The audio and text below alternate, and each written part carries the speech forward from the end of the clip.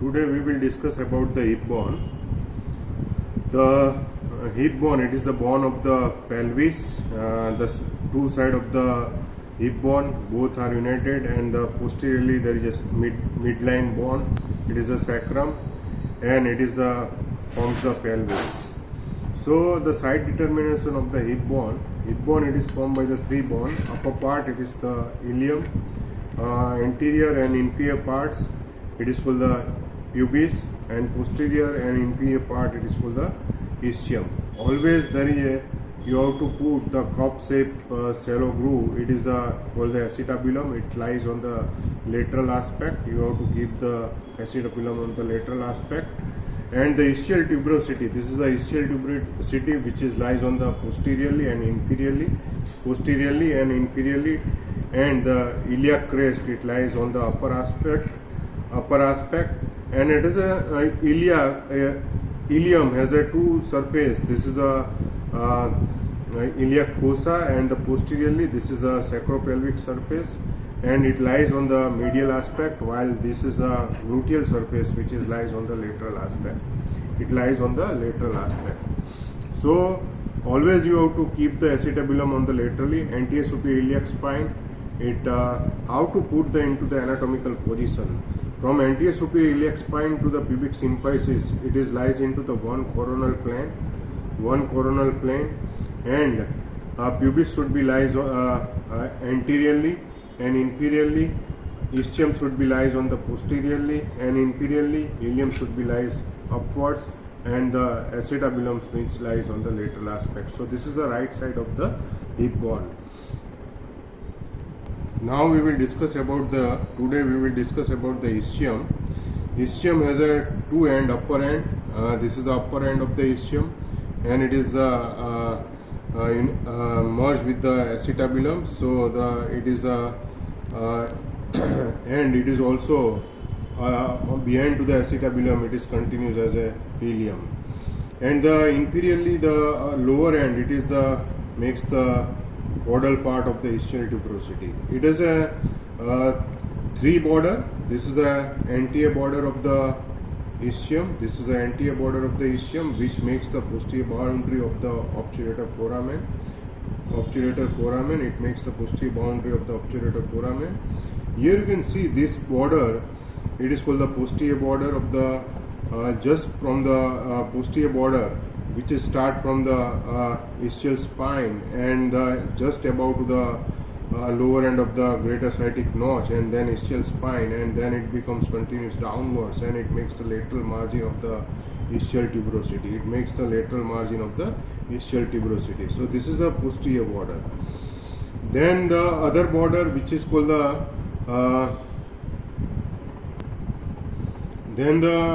lateral border, which is start from the just below to the ischial acetabular acetabulums, and it goes downwards, and it is continues as a lateral margin of the ischial tuberosity. It becomes continuous as a lateral margin of the ischial tuberosity. So this is a lateral border, and into the most upper part of the lateral border, this part just below to the acetabulum, it is attached to the ischiofemoral ligament. So here there is attachment of the ischiofemoral ligaments. So this posterior border, it has a about to the ischial spine, and it is about to the ischial spine. It makes the part of the greater sciatic notch, and below to the ischial spine, it forms the lesser sciatic foramen. Ischial spine, on the medial aspect, it gives the two muscles. On the upper aspect, it gives the levator ani as well as the coccygeus muscles on the tip, on the medial aspect, or it is on the pelvic surface. And on the tip of the this is the ischial tuberosity. It gives the sacrospinous ligament. It gives the attachment of the sacrospinous ligament, and from the ischial spine to the lower ischial tuberosity, it is called the lesser sciatic foramen. This is a lesser sciatic foramen. It is converted by the sacrotuberous as well sacrospinous ligament, and this on the upper part of the lesser-sciatic foramen, it gives the on the dorsal aspect, it gives the attachment of the superior gemelli muscles, and the lower aspect it gives the inferior gemelli muscles. And here there is a on the obturator foramen over the pelvic surface, it gives the obturator internus and the tendon which is passes from the lesser-sciatic foramen. The tendon which is passes from the lesser-sciatic foramen along with the superior gemelli and inferior gemelli. And on the dorsal aspect of the ischial spine from the lateral to medial side, there is a three structure laterally now to obturator internus and internal pudendal vessels and nerves which is lies on the medial aspect. So these are the structure which is lies on the dorsal side of the ischial spine. And the pelvic surface we already discussed, levator ani and coccygeus muscles. This is the anterior border of the ischium, and this is the lateral border of the ischium, and in between there is a surface, it is called the femoral surface.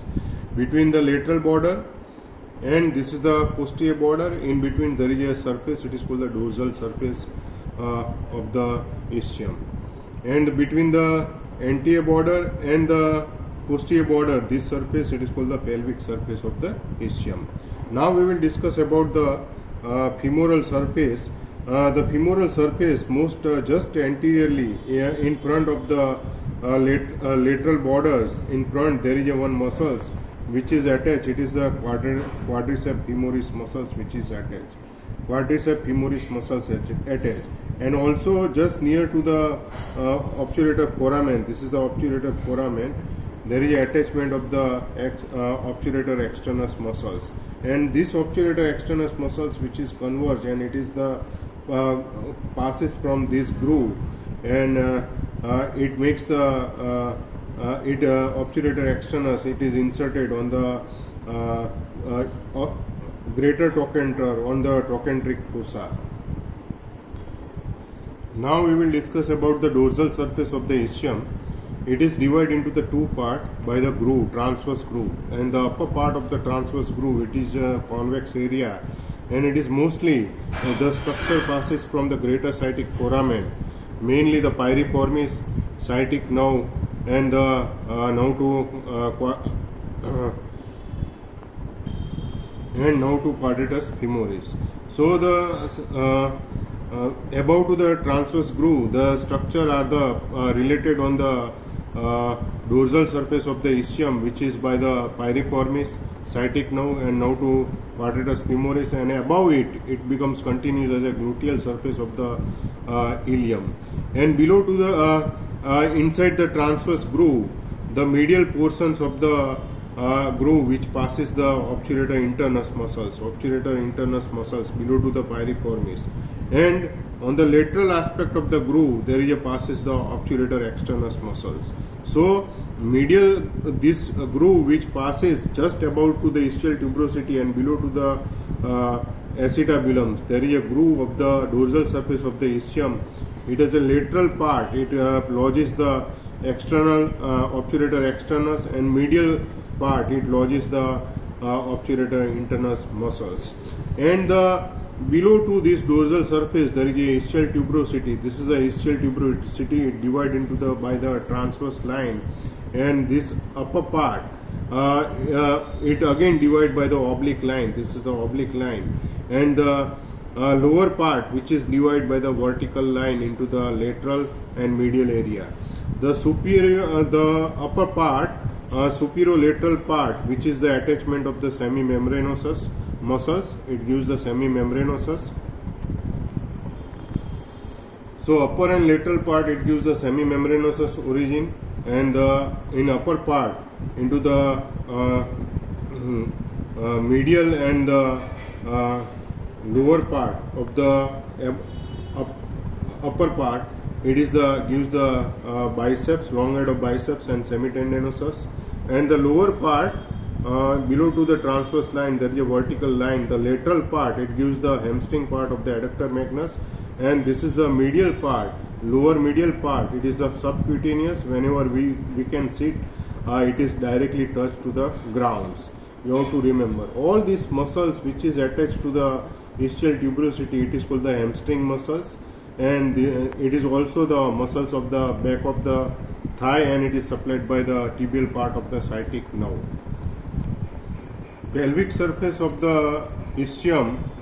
This is the pelvic surface of the ischium which lies between the anterior border and posterior border of the ischium, and it is the gives the attachment of the obturator internus muscles near to the acetabulum. This portion which is the attachment of the obturator internus, as well as near to the ischial spine, it is the attachment of the there is a attachment of the levator ani and coccygeus muscles, levator ani as well as coccygeus muscles. This is the ischial spine, and the structure which are passing below to the piriformis. There are three structures on the dorsal aspect of the ischial spine. We already discussed obturator internus. Now to obturator internus, internal pudendal vessels and nerves. These are the structure which are passing from the greater sciatic foramen, and then again it comes to the lesser sciatic foramen, and it enter inside the pelvic surface of the ischium, and it makes the pudendal canal just on the lateral, just on the medial aspect of the pelvic surface. It makes the pudendal canal, and it passes the internal pudendal vessels and nerves. Now we will discuss about the ramus of the ischium. It goes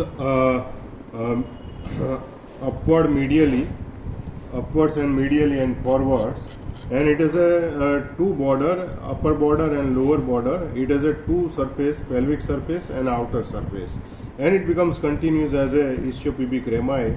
Initially it is cartilaginous, and 7 to 8 years it is becomes united with the pubis, ramus of the pubis, and it makes the ischiopubic rami.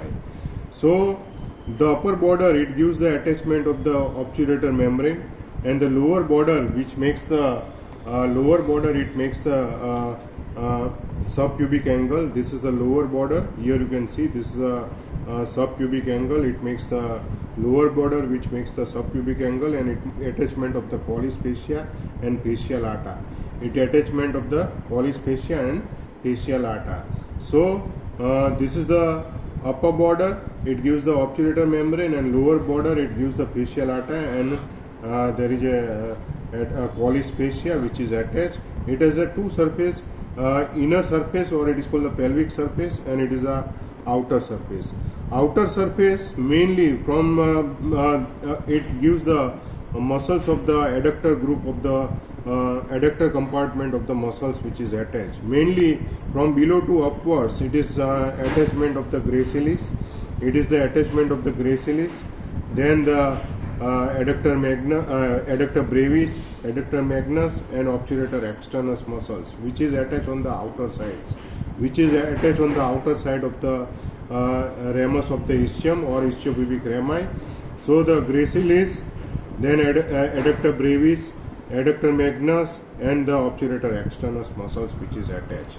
On the inner aspect, inner aspect of the issue. Ramus of the ischium, it has a two crest, the upper crest and lower crest.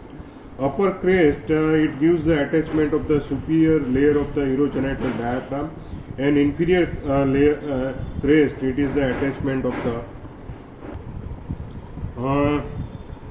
pelvic surface of the ramus of the ischium. Have a two crest, upper crest and lower crest. It divided into the three parts. Upper crest, it gives the attachment of the superior layer of the urogenital diaphragm. Inferior crest, it gives the attachment of the perineal membrane, or it is called the inferior layer of the urogenital diaphragm. So the above to the superior layer of the urogenital diaphragm, there is a attachment of the obturator internus, and above to the upper margin, there is a obturator membrane. Between the superior layer of the urogenital diaphragm and inferior layer of the urogenital diaphragm, it is called the part where there is a deep perineal pouch, and here there is a sphincter urethra and deep transverse perineal muscles which is attached. As well as inside the female, it is called the sphincter uretrovaginalis, and inside the lower ridge, it is the attachment of the inferior layer of the urogenital fascia, and it is also called the perineal membrane, and below to it attachment of the superficial transverse perineum and ischiocavernosus muscles. Superficial transverse perineum and ischiocavernosus muscles, and cross of the ischiocavernosus which is attached to here. So these are the attachment on the pelvic surface of the ramus of the ischium.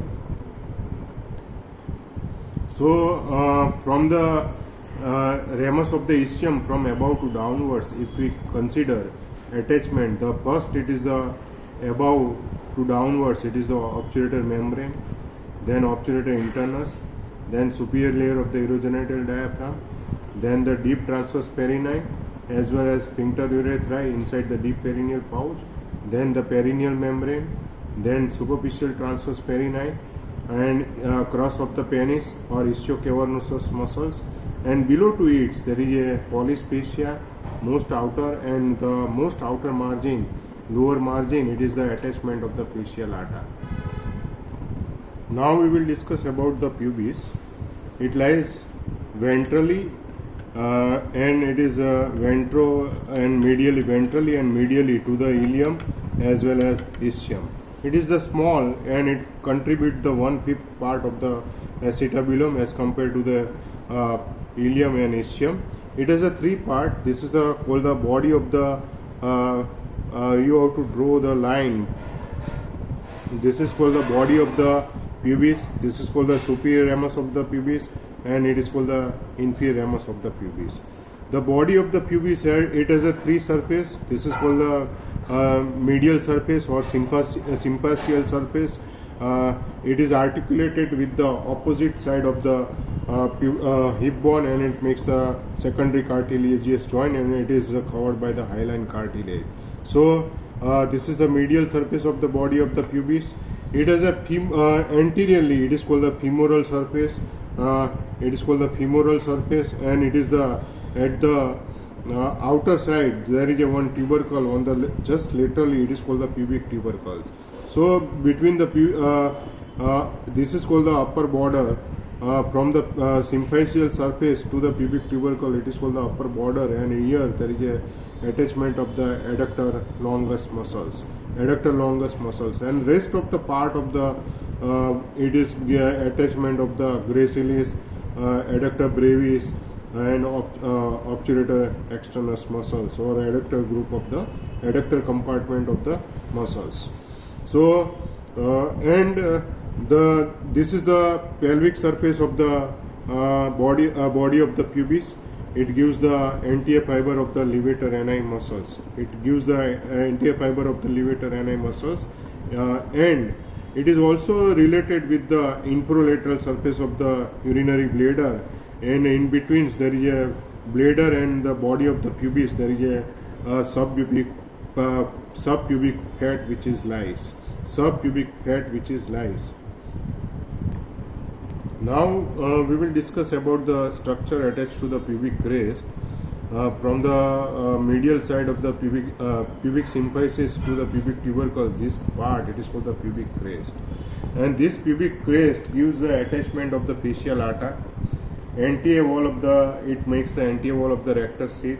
It gives the attachment of the rectus abdominis as well as pyramidalis muscles, and it also attachment of the conjoint tendons. And conjoint tendon, it is formed by the 2 muscles, interoblique and transverse abdominis muscles, which are united into the lower part. It makes the conjoint tendon and fascia transversalis. So these are the structure which is attached to the pubic crest. And the pubic tubercle, this is the pubic tubercle. It is gives the medial end of the inguinal ligaments. It gives the attachment of the medial end of the inguinal ligament, lateral cross of the superficial inguinal ring, superior cross of the saphenous opening, apex of the lacunal ligaments, and reflected part of the inguinal ligaments. These are the structure which is attached to the pubic tubercles. And pubic tubercles, it is also helpful for the identification to differentiate the hernia above and medially there is a inguinal hernia, and below and lower part it is the mainly the femoral hernia. Now we will discuss about the superior ramus of the pubis. This is the we already discussed the body of the pubis. This is the superior ramus. It has a 3 borders and 3 surface. This is called the anterior border, and anterior border which is start from the pubic tubercle and it goes on the outer side up to the adjacent acetabular margin. So it is a anterior border, or it is called the anterior border, or it is also called the obturator crest. This is called the from the posterior margin of the pubic tubercle to the iliopubic eminence. This border it is called the posterior border, and this is the posterior margin of the obturator foramen. On the medial aspect, it is the inferior border of the superior ramus of the pubis. So it has a 3 border obturator crest. It is called the anterior border. This is called the posterior border, or it is called the pectineal border. It is start from the posterior side of the pubic tubercle to the iliopubic eminence, and the inferior border it is makes the upper boundary of the obturator foramen or anterior boundary of the obturator foramens. And there are 3 surface between the anterior border and posterior border, or obturator crest and pectineal border. This surface it is called the pectineal surface. It is called the pectineal surface. The near obturator crest or anterior border, this gives the pubofemoral ligaments. Here there is an attachment of the anterior border, it gives the pubofemoral ligaments. The pectineal border, or it is called the posterior border, it divided into the 2 part, medial part. This is called the medial part, and this is called the lateral part. Medial part it gives the attachment of the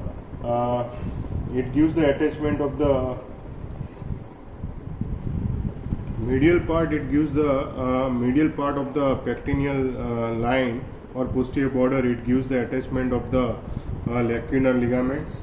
It gives the attachment of the lacunar ligament, reflected part of the inguinal ligament, and conjoint tendons, and the fascia transversalis, which is attached from the anterior to the posteriorly inside the pectineal lines. And the lateral part, it gives the attachment of the, it provides the attachment of the pectineal ligament of the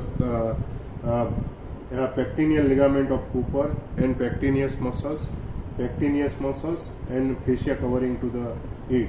And the iliopubic eminence, whenever there is a presence of the psoas minor, there is a inserted on the iliopubic eminence. And on the inferior border, it gives the attachment of the obturator membrane. It is a attachment of the obturator membranes. On the pectineal surface, between the obturator crest or anterior border and pectineal border or posterior border, there is a surface, it is called the pectineal surface, and it gives the attachment of the pectineus muscles. It gives the attachment of the pectineus muscles into the upper part. And the pelvic surface, this is called the pelvic surface.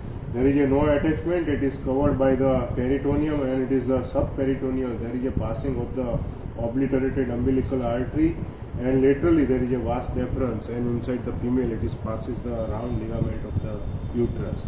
And the obturator surface, this is the obturator surface which is lies between the anterior border and inferior border, and it lodges the obturator groove, and this obturator groove it passes the obturator nerve and vessels, which is passes from the obturator groove. This is the inferior ramus of the pubis, and this inferior ramus of the pubis, which is attached, it makes the istiopubic rami, and it is the we already discussed all this attachment on the istiopubic rami in previously inside the ischium. And this is the obturator foramen, and this obturator foramen, which is oval in shape inside the male and triangular inside the female. Inner side On the margin it gives the attachment of the obturator membrane, and inner side there is a around to the margin there is a attachment of the or pelvic surface, it is the attachment of the obturator internus, and outer side it gives the attachment of the obturator externus muscles. Now we will discuss about the acetabulum. Acetabulum, which is a cup shaped depressions, and it is the attachment of the head of the humerus, and it makes the multi-axial joint. It is the ball and socket variety of the multi-axial joint. It is called the hip joint, which is formed, and it is the acetabulum which is contributed by the 2/5 part by the ilium. Posteriorly, upper part 2/5 by the ilium. Posteriorly, it is 2/5 part by the ischium and 1/5 part by the ilium. And it is initially into the up to the seventh year there is a triradiate ligaments, and it becomes converted into the bone. And there is a this acetabular fossa, there is a semilunar, there is a lunates, this is a semilunar fibrocartilaginous attachment. It is called the acetabulum labrum, and this is the acetabular notch, and it is the fill up with the fat. And there is a notch which is here, there is a acetabular notch which is fill up with the. So this is the acetabulum labrum. This is the peripheral part, and it is it makes the fibrocartilaginous rim, and this is called the acetabular fossa, and this is called the acetabular notch. And this acetabular notch which is converted into the by the transverse acetabular ligament, and there is a space which is lies in between.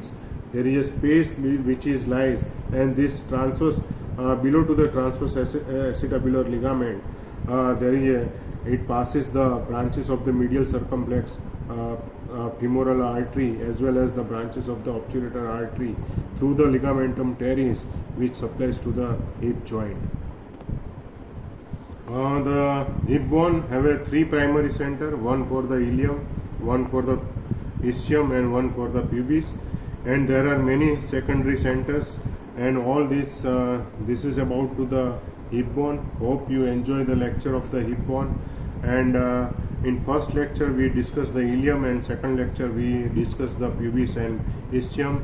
Thank you.